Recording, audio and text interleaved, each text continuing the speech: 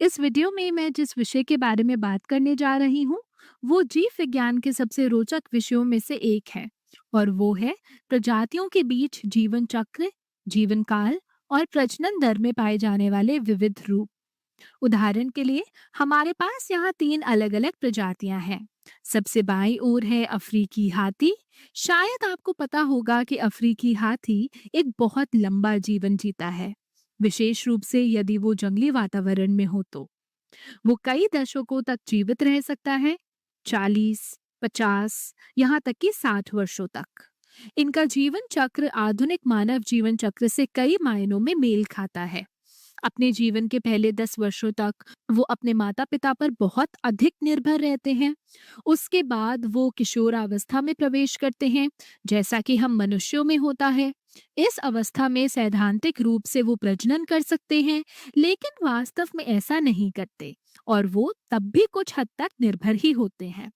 फिर वो जीवन के ऐसे चरण में पहुंचते हैं जब वो प्रजनन करते हैं। एक मादा अफ्रीकी हाथी 2 से 4 वर्षों में एक बार प्रजनन करती है। गर्भ अवधि यानी बच्चे को गर्भ में रखने की अवधि मनुष्यों से भी अधिक होती है।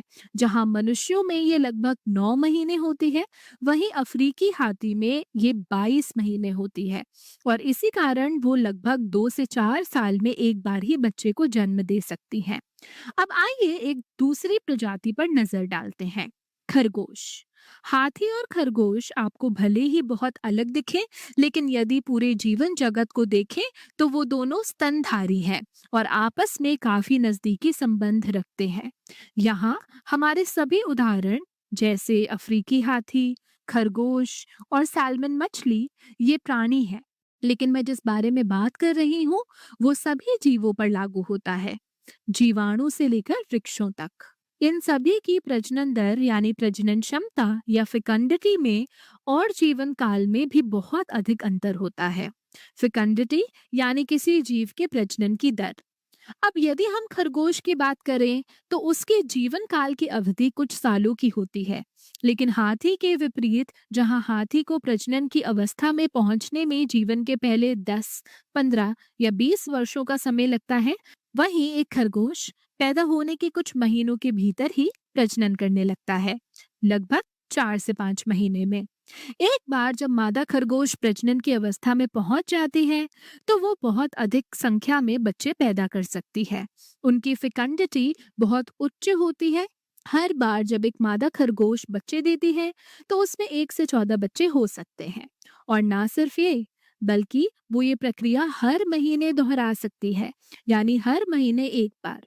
कल्पना कीजिए, यदि एक मादा खरगोश हर महीने 10 बच्चे दे रही है, तो बस एक साल में 120 बच्चे पैदा कर सकती है।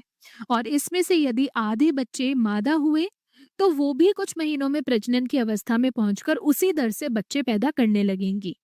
तो व्यक्तिगत स्तर पर एक मादा खरगोश की फेकंडिटी बहुत अधिक होती है और जनसंख्या स्तर पर भी खरगोशों की फेकंडिटी बहुत ज्यादा होती है।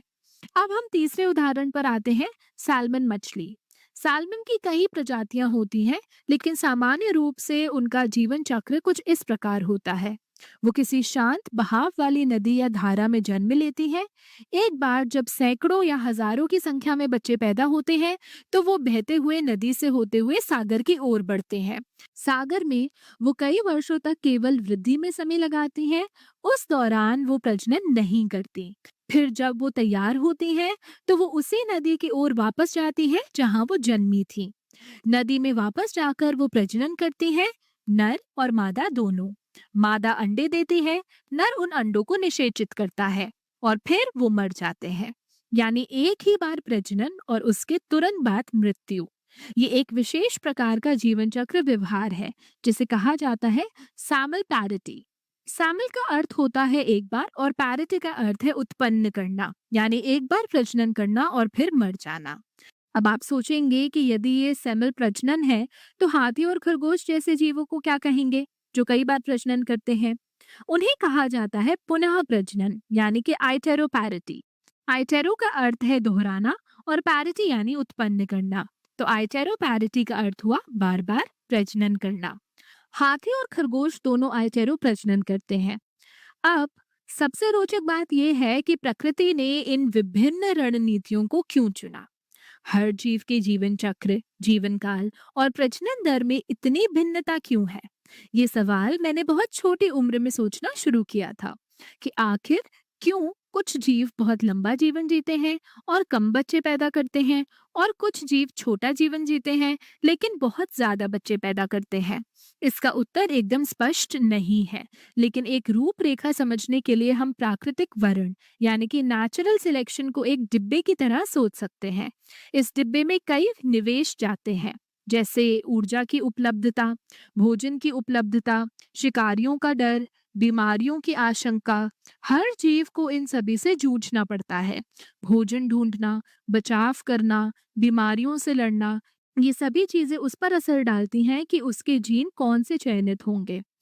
और इन परिस्थितियों के आधार पर एक जीव की रणनीति बनती है, जिसमें शामिल होता है प्रजनन की दर यानी कि फेकंडिटी, प्रजनन की आयु, जीवन काल, वृद्धि और स्वास्थ्य।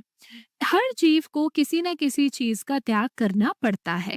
जैसे सालमन जीवन के पहले हिस्से में सिर्फ वृद्धि करती है, फिर अचानक वो अपनी संचित ऊर्जा का उपयोग करके प्रजनन के लिए नदी की ओर लौटती है और फिर मर जाती है। संभव है कि ऐसा इसलिए हुआ हो क्योंकि ये तरीका उसके जीत के अधिक फैलाव में सहायक होता है।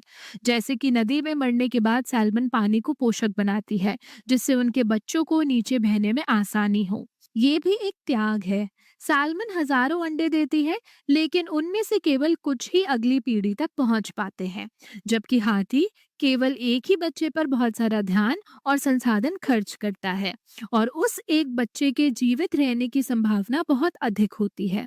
तो जब हम जीवों के जीवन चक्र, जीवन काल और फेकंडिटी को देखते हैं, तो हमें विकास की अद्भुत रणनीतियां दिखती हैं, जिनमें प्रकृति ने हर जीव को उसके परिस्थितियों के अनुसार ढाला है।